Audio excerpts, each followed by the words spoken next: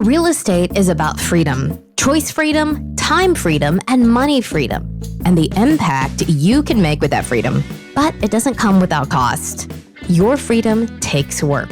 That's why Neil Timmins brings together the tools you need to build your real estate legacy, from tips and tricks to interviews with industry titans. It's all here in one place. Real Grit. Let's get to it. Hey everybody, welcome to Real Grit. I'm Neil Timmins. I've got Andrew Cushman here. He's got a fun story. He used to be a chemical engineer. He left that field and decided to get into fixing and flipping. That turned into really more hard work, more work chasing dollars through effort. And so he left that, adventured his way into multifamily, and that's where he found tremendous success in being involved now in over 2,600 units. So we're going to talk about that journey through the process here. Andrew, how are you?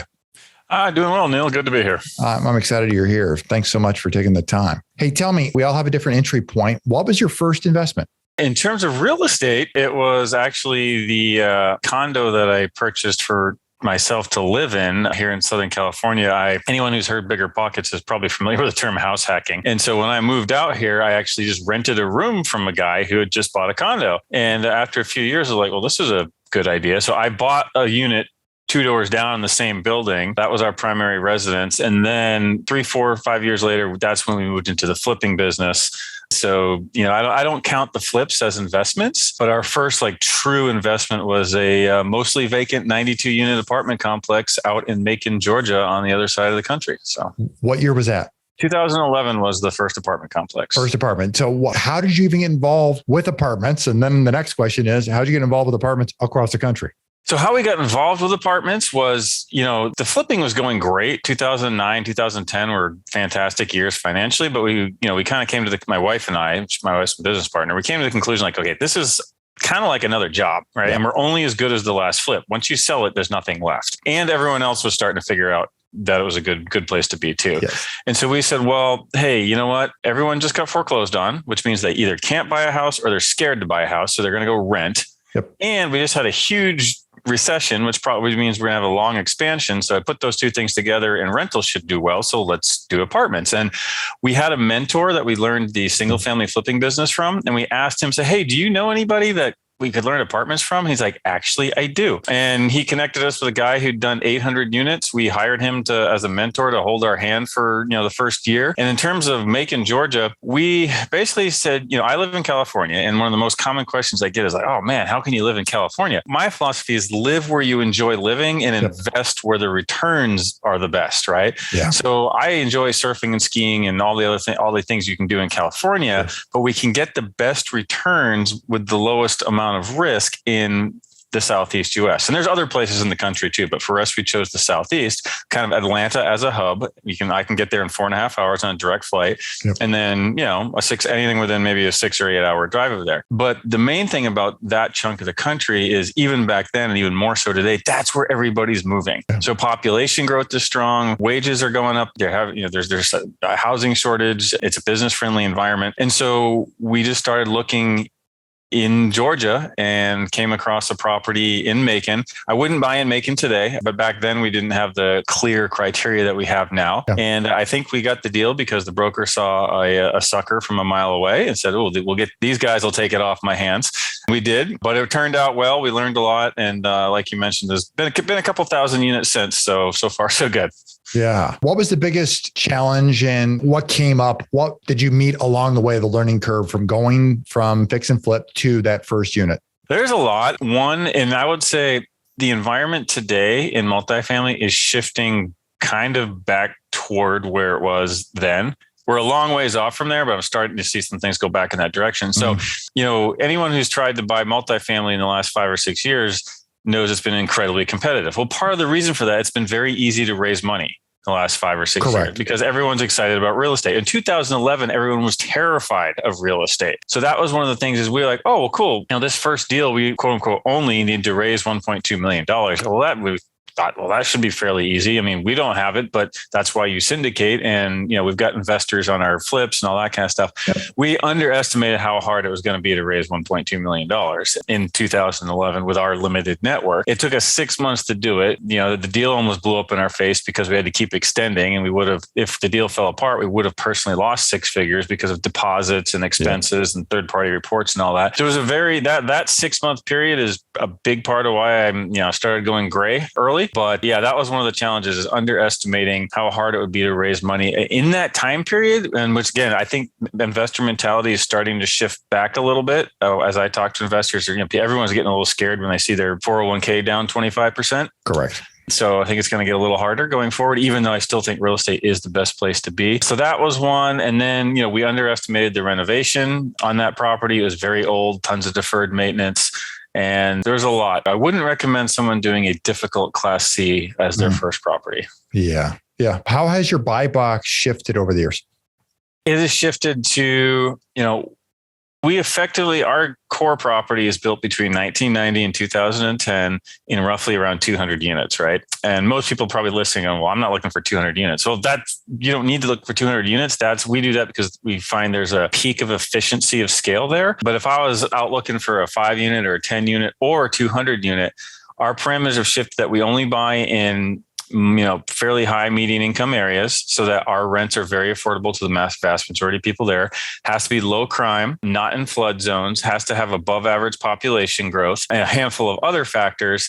And then Class B to Class A. And the reasons for that is when we looked back at our portfolio over the years, we realized that the Class B stuff, we made just as much, if not more money, with a small fraction of the headache and the difficulty of managing it. And then what we also found, it's easier for investors to see themselves investing in a cleaner, nicer looking property than one that looks scary and makes you think you should carry a gun if you're going to go, if you're going to go visit. Also, I think this is really important going forward. Over the last 10 years, we've seen cap rates compressed significantly, and no investor left behind cap rate. That's basically how the metric that the market uses to value the income stream off of a property. And typically, historically, an A class property is lower risk, and maybe it trades at a 4% cap rate, and C class is higher risk, so it trades at 8%. And so you're getting a higher return in theory for taking on that greater risk. Yep. Well, what's happened the last few years, they've all just been trading at 4 caps, no spread or anything like that. And what we're just starting to see the very beginning of, and this applies again, whether you're looking at 6 units or 600, is in those C class properties, the cap rates are starting to head back towards their normal differentiation from B and C. The reason being is with gas doubling, food going up, the people who live in those units often have no room in their budget. And so they have to drive to work, they have to eat. That's right. So that means they're having more trouble paying rent now. And so therefore delinquency goes up, bad debt goes up, the risk of owning those properties goes up, and now the cap rate goes up in addition to debt getting more expensive. So we started avoiding C class about 5 years ago, very much avoiding it now, because I think we're going to see the biggest risk over the next couple of years. Yeah. It was kind of that sweet spot as I talk to investors who engage at the level you do. That B class is really the sweet spot. Somewhere from B minus to B plus, but in the Bs. Definitely. And that applies again, even if you can buy a 6 unit, that's a B plus. That's right. Yeah. And if I was a smaller investor, trying to get in and in that size range, that's exactly what I would do. I'd go find a 10 unit in a B plus area or something along those lines. Yeah. What's been surprising about being in this space versus being in the fix and flip space, or let's just call it single family space? What has allowed you to really fall in love with this that maybe you didn't give much thought to or didn't know about until you got into the biz? I get to interact with a whole lot more people and have much more long-term relationships. Fix and flip was, find a seller, buy the house, fix it up, list it, boom, done, never talk to them again. Now, we've got relationships with sellers and brokers and lenders that have been going on for over a decade. Also, we've made a really concerted effort to network with other people who do what we do, and part of some masterminds and just organically, and that's a huge improvement that we didn't have when we were doing flipping. But also, one of the great things about doing multifamily and investing in multifamily, either actively or passively, is the long-term wealth creation, right? Like I said, you buy a house, you fix it up, you flip it, maybe you make a check, you get it. You hopefully, if you did it right, you make a profit, you put it in the bank, but you're done. With rentals and apartments, if you're operating them right and you bought it right and you financed it right, you have money coming in every quarter for as long as you own that. And in the meantime, it's paying down the loan. You're taking depreciation. It's probably appreciating, and you're providing, good, clean, safe housing for residents and for a community. So there's a lot more. I found a lot more satisfaction in doing apartment complexes because you can affect 200 families at once versus one, or even 5 or 10. We call it's not truly passive income unless you're an LP and a limited partner investor, but it's what I like to call horizontal income. Right, you're still kind of working for it as an asset manager or a sponsor or whatever,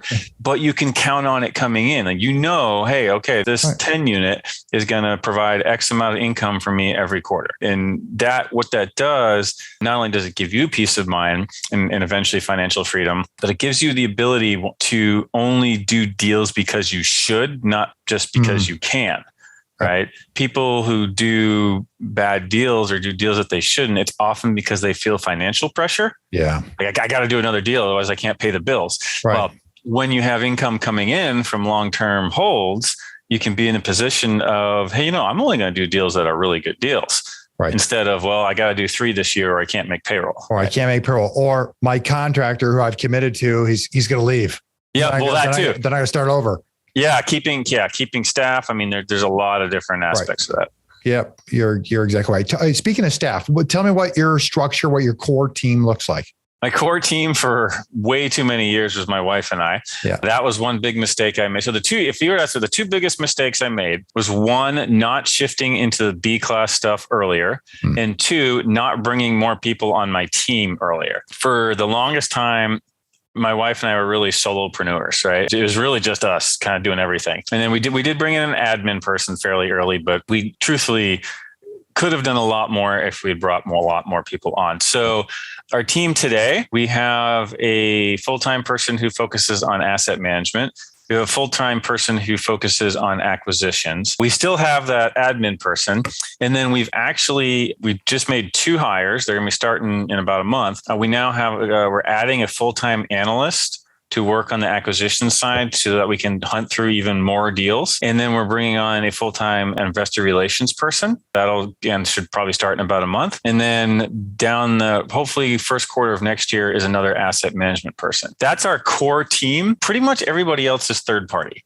So we use third party management. We've partnered with the same company for over a decade now. And so we've got a very strong, tight partnership and relationship there. So the people that I just went through, we also have a virtual assistant in the Philippines. She does a phenomenal job. So, yeah. What's your culture like? We are very much lifestyle business, meaning, we internally, our accountability is not how long your butt was in a chair. It's how good of a job did you do? Did you honor your commitments? Does your yes mean yes and your no mean no? Did you serve our customers and clients, which we have 2 sets. We have our investors and we have our residents. And we, very much strive for a culture of transparency, accountability. And everyone has their role, but we want a culture of anyone can step in and help out if necessary. So, yeah, that's terrific. Talk to me about what the balance of this year looks like and what's next year look like. Where are you guys headed? I believe that the current turmoil is actually going to lead to opportunities. Ask any real estate investor, what's their biggest problem in the last 5 or 6 years? I can't find any deals, right? Can't find any deals. Well, guess what? When deals get ready to come up, that's when everyone starts, runs away and says, I'm not going to buy it. It's too scary, right? So is it possible? Some people say, well, Andrew, what if prices come down? Okay, well, what if they do? If you buy the right piece of real estate in the right location. And we already talked about kind of what that right piece is, and location is growing, right? Incomes, population, all that. If you look longer term and hold that 5, 7, 10 years, I can almost guarantee it's going to be worth more than it is today just from inflation. But that doesn't factor in the real key, which is your ability to operate it well. Because the beauty of commercial real estate and apartments is the value is determined, yes, by cap rates and market forces, but the number one thing is the net operating income. And that's something you control, right? The value of a single family house, it's based purely on comps. house, right? Right. You know, well, what did the your neighbors sell for? Yeah, what did the neighbors sell for? Your apartment complex, in some sense, not fully, but in some sense, it doesn't matter what the neighbors sold for, right, because the investors are buying the income stream and you have control over that. Right. So that's a big one. And with the cost of debt going up, and again, you know, some of the lenders are starting to back off a little bit nowadays. So could prices come down in some markets in the next 1 to 2 years? Yes, they possibly could. You know, I definitely would not buy something today and plan on getting out in 2 years. That might not work, right? Right. But if you're looking longer term, which really everyone should be, because that real estate is a get rich over time business, then the opportunities are coming. And I'll give an example of that. In 2021, 70% of all large multifamily, I don't know the percentage for the small stuff, but I would imagine it's similar. So 70% of all multifamily transactions were done with bridge loans. And most of those at 75 to 80% leverage. So, okay, well, big deal, Andrew. What does that mean? Well, those loans come due in 2 to 3 years. That means in 2023 and 2024, all those loans are due with a balloon payment, and the property has to be refinanced or sold. Well, again, most of them were done at 75 to 80% leverage. And if interest rates are still high, that means those loans will not be refinanceable because there won't be enough debt. So lenders look at debt coverage ratio, right? Mm-hmm. Like, is there enough income divided how much income do you have coming in compared to how much debt you have going on?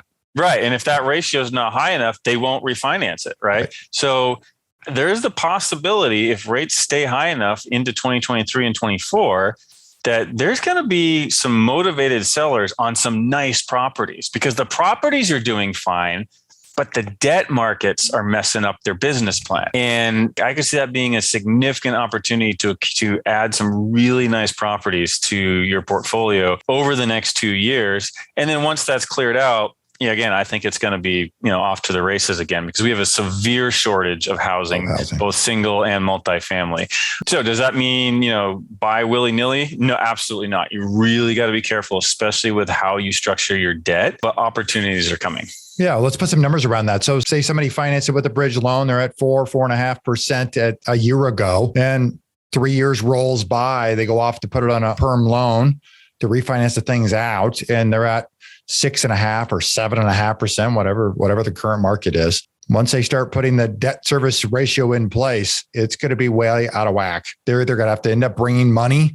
Like you said, you can't just refinance it. They're going to have to bring equity to even keep the property in a refinance basis, or they've got to sell it. And that means at a price lower than what they paid for it a year ago. Yeah, possibly. And there's going to be sponsors who are like, fine, we'll just add some capital and we'll hold on. Right? And those guys will be fine. Yep. It's the ones who are thin.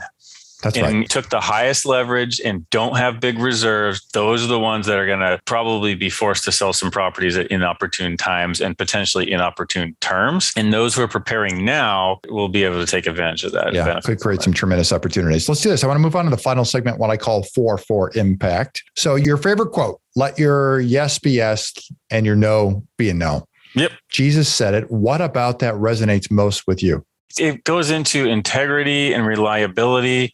And, you'll also heard before that, how you handle the small things is typically how you handle the big things. Yeah. So I'll give a perfect example. If you're trying to get into the multifamily space and you're trying to build relationships with brokers, and someone sends you a deal and you're like, hey, thanks for sending this to me. I'll call you on Wednesday to follow up. Call them on Wednesday.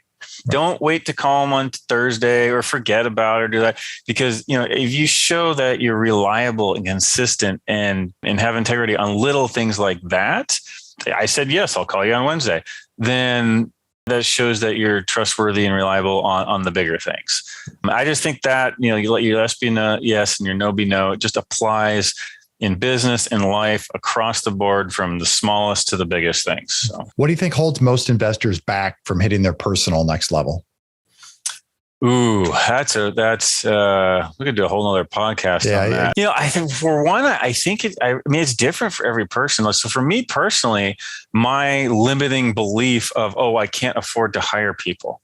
Mm-hmm. I saw it as an expense rather than the investment that it is. Right. And when we brought on the 2 people we brought on 3 years ago, that took my business up to a whole nother level. I wish I'd done it sooner. So, if you're someone who's like, well, I'm trying to get my first multifamily, I can't hire anyone. All right, hire a virtual assistant part-time, get an admin for 10 hours a week, share an admin with somebody, right?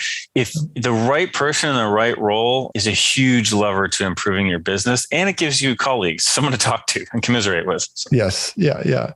Outside of real estate, what are you most passionate about? Well, I mentioned live where you like to live and invest where the returns are best. I love surfing and backcountry skiing, which is why I live here in California. I was out surfing yesterday morning. That board behind me is not a prop. And I love the outdoors and just, being out in nature and doing those things. So learn to surf and ski from my parents and keeping that up. So. What's your favorite way to make an impact in the community? We donate to a handful of charities, but one of my favorite ones, it's actually called Von and On, VON and ampersand ON. Mm. And it's a small group. What they do is they go down and minister to people in Tijuana, and they bring them food and supplies for school, medicine. Like there's this 10-year-old kid who's got diabetes, and the family can't afford the insulin. So through Von and On, they'll make sure he gets his insulin, that he needs every day or whatever it is for him personally. But, sure. I just look at that as, I live just not even 2 hours across the border in Southern California, one of the wealthiest areas on the planet, effectively. And there is no reason that I couldn't have been born 2 hours away on the other side of the border in a ghetto in Tijuana. Yeah. And so it just kind of speaks to me to help those who didn't draw as good of a card as I did. Yeah. Well, for those who want to connect with you, they want to learn about you, they want to learn what you do, or they want to, perhaps there's some passive investment opportunities with what you do. How can they connect? If you Google my name or Vantage Point Acquisitions, all kinds of stuff will come up. So the website is short for Vantage Point Acquisitions. It's VPACQ.com. A handful of tabs on there for how to get in touch with us or see what we're up to. That's probably the best way. Connect on LinkedIn as well. But if you actually want to have a conversation, do it through the website, because I find LinkedIn messages to be 99% spam. So I don't respond to them. Spammer recruiters, I suspect, huh? Yeah. I get that a whole bunch. No, great. Well, I really appreciate you taking the time to connect up here. It's a fun story to talk about, how you first left a job in the real world, if you will, to navigate your way into fixing and flipping, and then make it a business decision to invest in something that, you can get paid now and you get paid forever, as long as you effectively hold the property, right, and manage it correctly. So absolutely. It's a wonderful story. So I sincerely appreciate you taking the time to connect here and talk us through things. Well, thanks, Neil. It was good talking with you.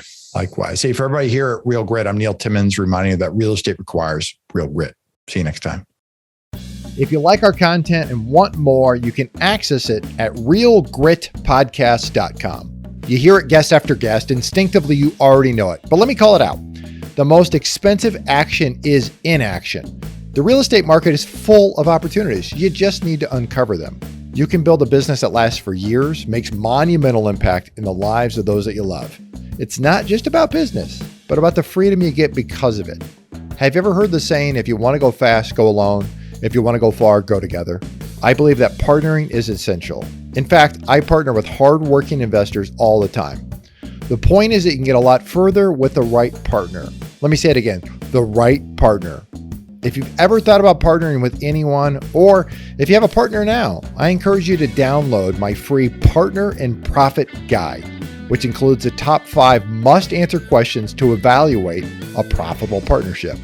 You can find it at www.legacyimpactpartners.com.